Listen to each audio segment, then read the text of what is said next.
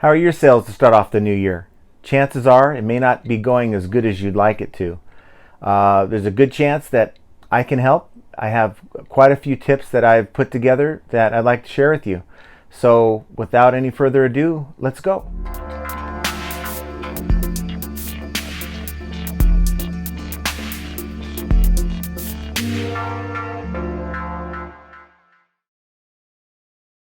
Now, for many of you who've sold on eBay in 2019, we're all coming off of hopefully a very busy Q4. And going into January, things tend to slow down a little bit. So off the bat, it's going to seem like, something's wrong. You're not getting the sales that you're used to. That's the Q4 effect going into January. So don't worry, it's happening to me too. Definitely don't have the sales numbers that I had the last 3 months. But I do have some tips that you can utilize that can bring up some sales. And I'm confident that even, if you're like me, you're bound to make mistakes. You do so many listings a day that you're bound to miss something. So I want to go through these steps with you and help you increase your sale. First tip I want to share with you is make sure you're sending offers to your customers for your items. Okay, this is important that you're doing that. So when you see watchers that are looking at your items, now it can be somebody else who's actually looking at your items for research, may not have any interest in your item at all. However, if you send offers to your watchers, I've noticed that the eBay algorithm, it will rank that item a little higher. And the reason why I believe that, not only have I seen others on YouTube talk about that, but I've actually had it happen to where I've sent an offer to a group of people and a couple hours later it just sells. And we're talking about an item who's just been sitting around for maybe weeks. And so that definitely works.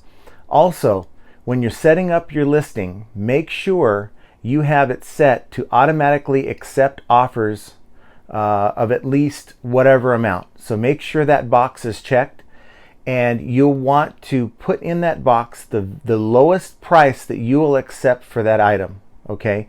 Now there's another box underneath that. You do not want to put anything in that box. What that box is, that's the automatically accept offers, but decline at this amount. Okay. So let's say I have an item for 30 bucks. I have in there that $25 is the amount that I'll take for that item.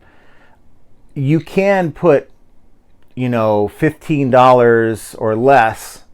It won't even give you a notification. It'll automatically notify the buyer that, no, we're not accepting whatever you just offered. The problem with that is if you have that lower box to decline filled out, you are missing out on opportunities to speak to your customer. Okay, so that item for $30, and I have it set for 25. They offer 20. Well, I will receive a notification. I will then immediately stop what I'm doing, and I'll go in and I will reply to the customer with my lowest offer as a counter offer. Okay, and you always want to set the message to the customer to say something like, thank you for your offer. This item retails at $50. It is in excellent condition. I have a few other offers out there. I am willing to part with this item for this amount, $25. Let me know as soon as possible. You do have enough room to put something like that in there. You have limited room to work with in that message, but I have found that works a lot. Now, compare that to if you have it on auto decline, you'll never get that opportunity. So that's my first tip. Use your best offers and use it correctly. And when that customer contacts you, if you have to pause that movie that you're watching, if you have to just stop for a minute, stop and reply back to your customers. That customer is buying an item right now. They're looking for something they can buy right now.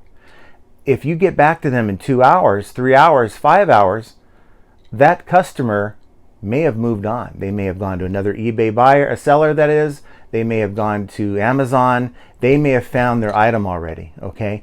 So it's very important that you stop what you're doing and get right back to that customer with an offer or accept their offer, okay? That is a valuable tip, and you should all be doing that with all your items. Make sure you're checking your policies, okay?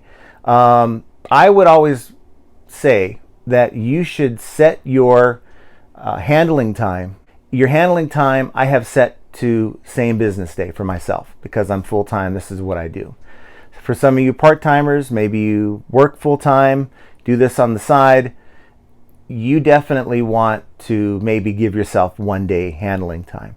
The 2, 3, 4 days handling time, that definitely will impact because that customer sees that arrival date, that estimated arrival date on that item. And if I need something urgently, or let's say I'm buying something for this weekend, I'm not going to buy your item if it's going to take you 2 to 3 days to handle it, okay? Also, the algorithm, again, we talk about the algorithm. It's important that we actually cater to eBay's algorithm. This is their platform. This is their rules.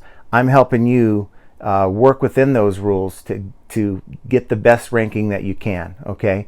So if you can do it within same business day, go for it. Set your handling time to as low of a number as you can because that will help you in search. And it also will help your customer either go with you or move on to the next person. Make sure that you offer free shipping if you can. On a lot of my items, I offer free shipping. That also helps you in the search. This whole phenomenon about Amazon Prime, people expect free, fast shipping, and they sort of take that mentality with them to eBay. So make sure you're offering free shipping if you can. Now, there's some items that the larger items, I either build it into the price of my item, try to be competitive depending on what my cost is, and then go with free shipping. Or if I just can't do it, I want to make sure that I hit that profit number. I definitely just add the shipping, calculated shipping to that. So make sure that you are definitely setting your free shipping when applicable, okay? Just make sure your other policies are correct. It's not as significant as some of these other tips that I'm going to tell you, but just make sure your policies are set and be consistent with your policies, okay? Your return policy, you want to have that 30-day return policy. Doesn't have to be free returns. Like I have just set my return policy from a 30-day free return to a 30-day buyer pays return shipping. So make sure you check your policies, and that will definitely give you some boost in the search, okay? The third tip is, it's one of those things where even I overlook, and it amazes me how many errors that I make throughout a day. Like today, I listed anywhere between 30 and 40 items today, okay? And I went back through some of the listings that I made, and I found that I made some pretty serious errors. And I use an application called InkFrog, and I'm not blaming this on InkFrog, but it's different than eBay. So I'll create a listing in InkFrog, and what I'm doing now is I'm going into the eBay listing. After I've created the listing in InkFrog, I'm going back in the eBay listing and I'm selecting edit, and I'm just scrolling through all the different fields to make sure that they're populated. So you want your item specifics populated whenever possible. That's also important. But just making sure that I didn't make a mistake, okay? Because we're looking at two different platforms, InkFrog, Optiva, those third-party listing sites to make your listing look professional. Well, then you go to eBay, it's a little different. But what you'll notice is that an item that I may have created in my third-party listing software may have missed something, and eBay is now recommending, based on my title, it's recommending that I populate this item specific or that item specific. So I go in, I see that it's recommending a couple key things, verify that it is correct, and then I will hit accept all. Okay, scroll down, make sure my listing is correct, it looks right, make sure all the pricing is right, make sure that I have, at that time I'll go in and do a promoted. I like to promote 1%.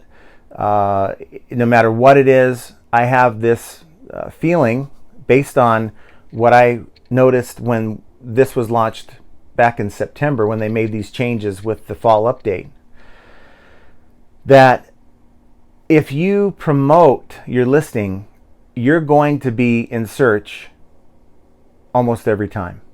Okay, if you do not promote your listing, there is a chance that your item may not show up in someone's search.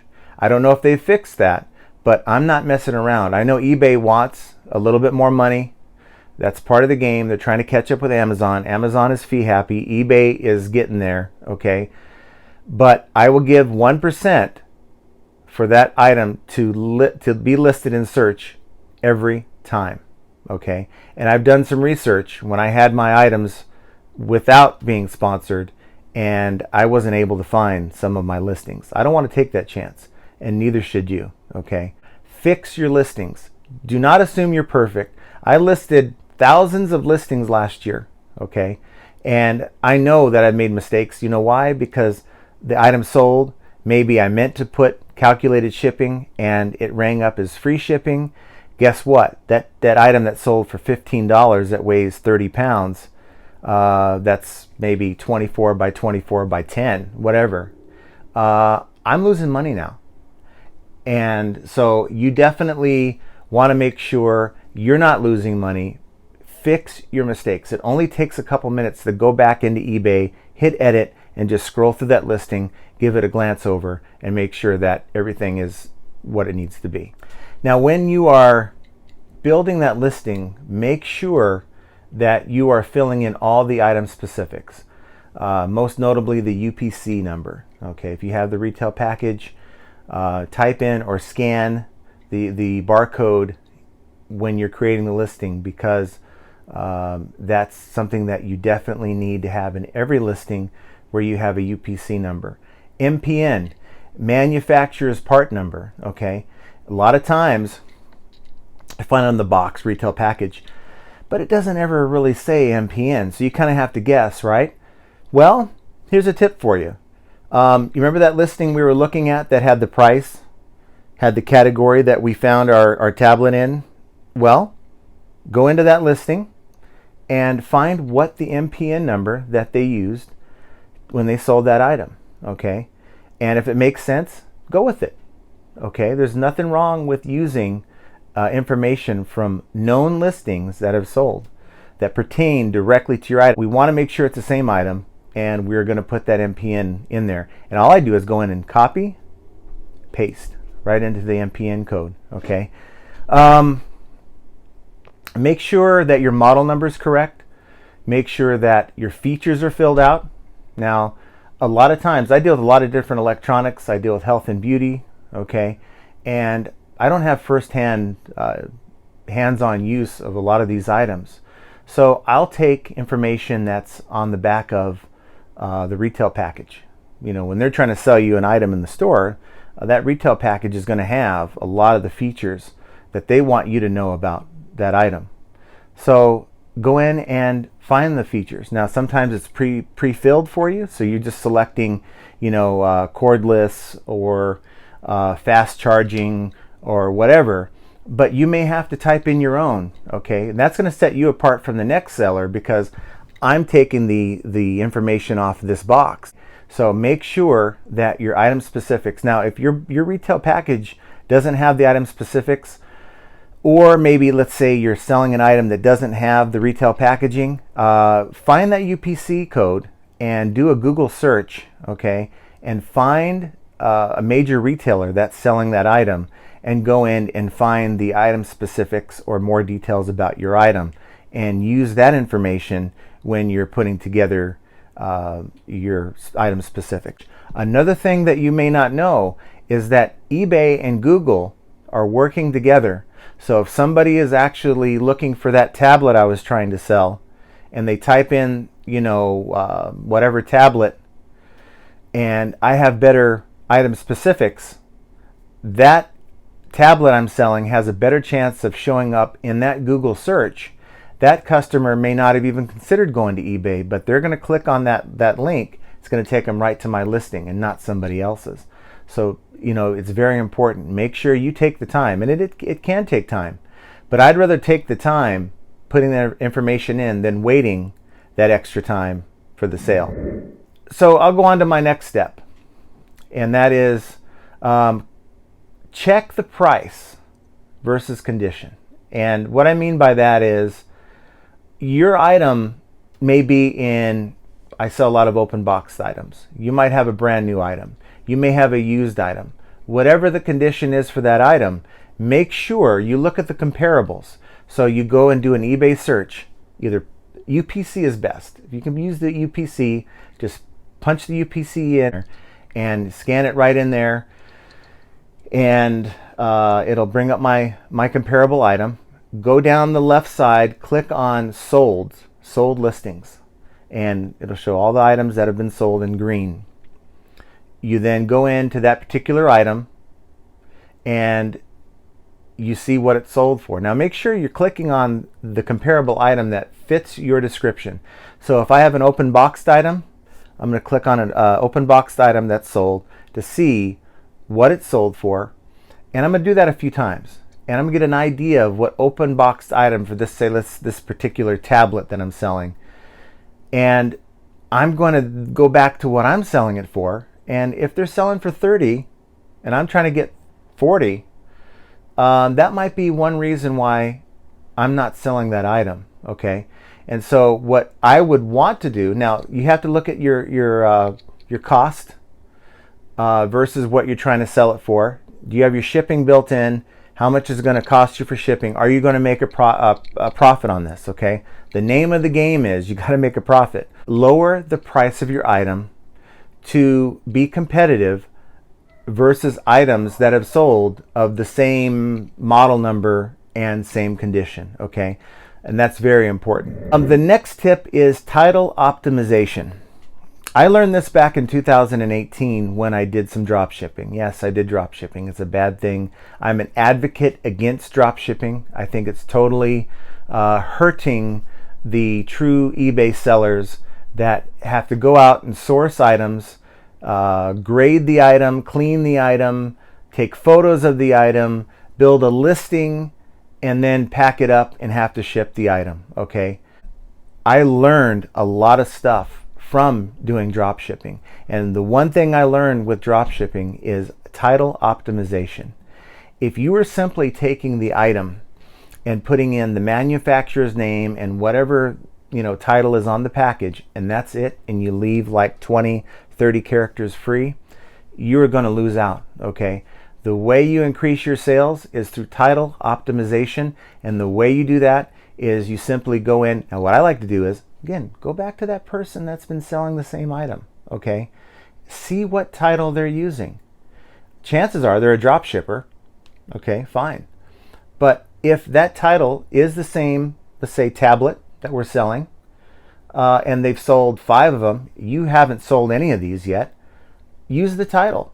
Okay, there's nothing wrong with using that person's title. They're not copywriting. You can't copyright an eBay title. Okay, we are in competition with someone. It's called sniping, and it's done in the drop shipping world all the time. Okay, so I'm here to tell you that you're saving yourself a lot of work. Use titles that work. Now, if you don't have that tablet, maybe that hasn't sold on eBay or whatever item this is, you want to think about keywords that someone would actually type in the search to find your item. And so that item, let's say tablet, so tablet, touchscreen, so Android, maybe the Android version number, how many gigs of memory, how many, what's the resolution size on the screen.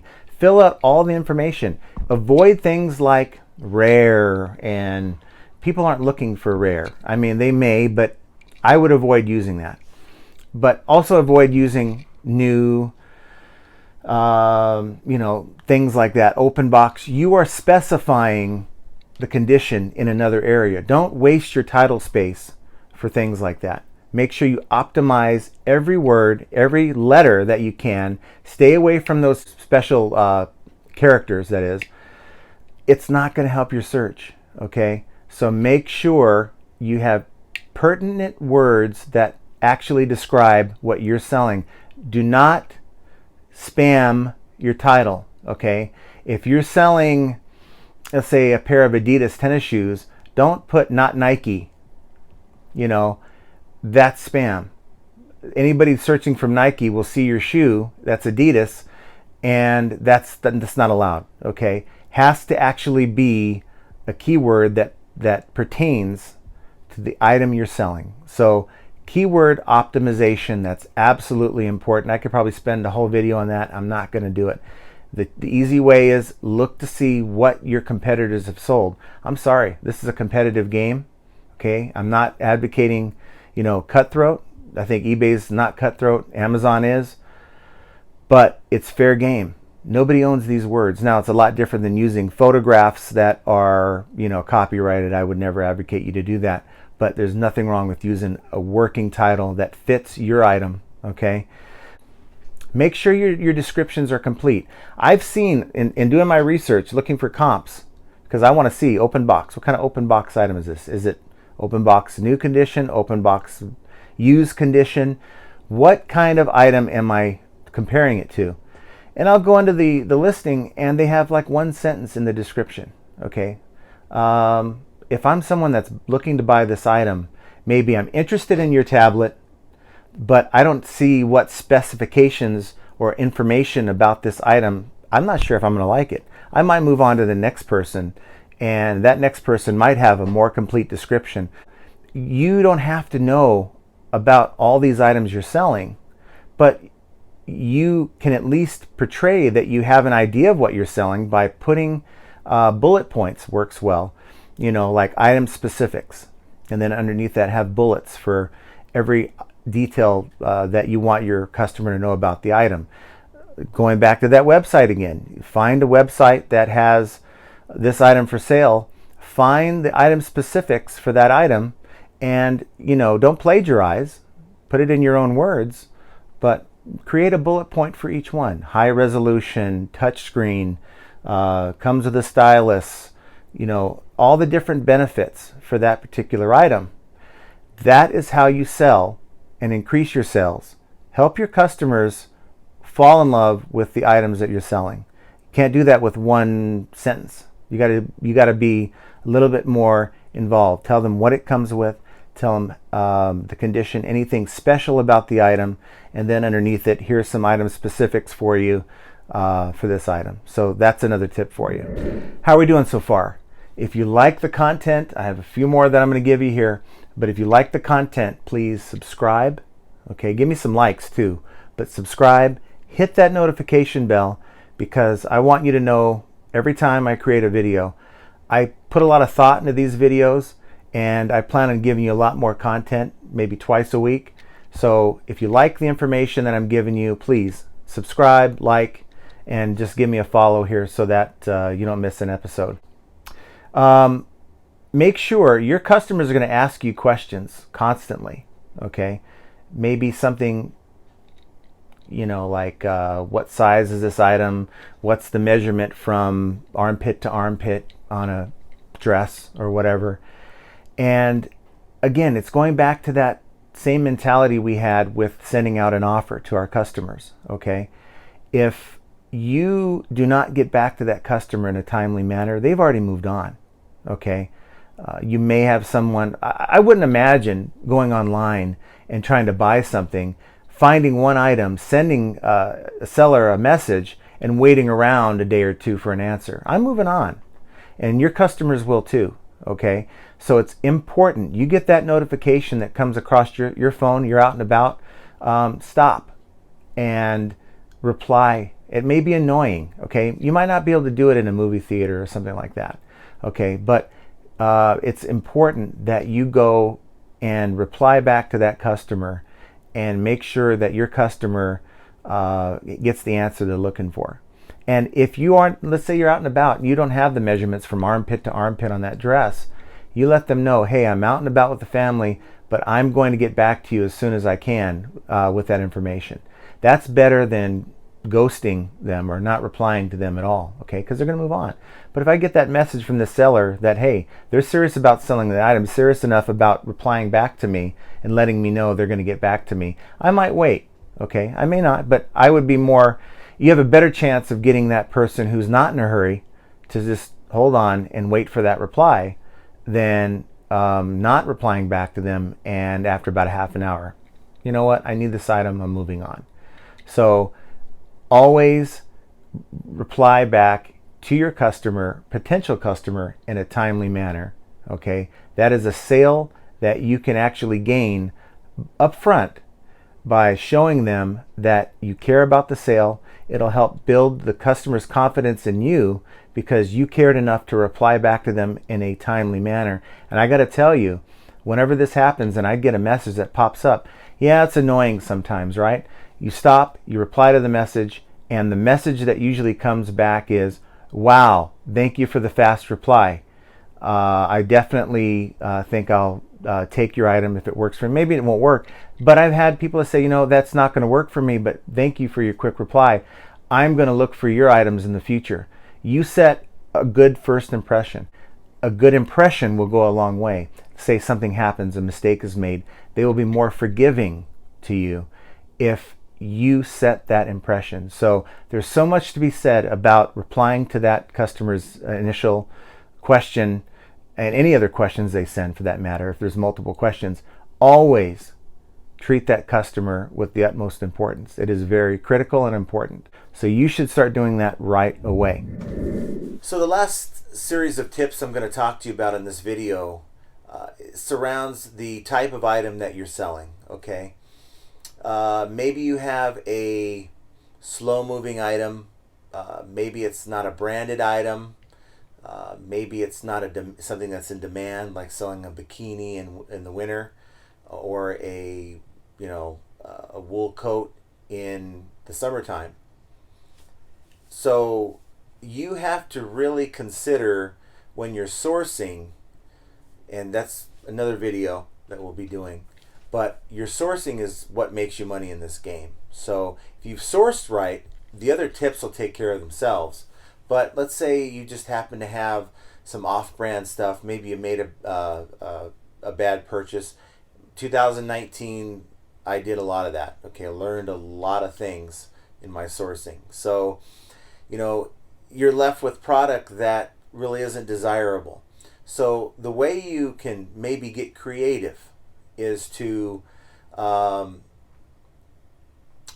some items. So you can put, let's say you have 3 or 4 tablets. Let's go back to the tablet analogy I keep using. Let's say you have 3 or 4 tablets. Maybe they're not selling. You have you're selling them individually, but they're not selling at all. So what you could consider doing is maybe selling them all as a lot. Maybe you can sell them as, a lot of 3, a lot of 4, and adjust your price. Of course, you're never going to sell it for less than your cost, but you are going to sell that item, build in some padding, build in your shipping, or you can charge shipping on the side, whatever your business model is, and then you're going to go in and try to move it that way.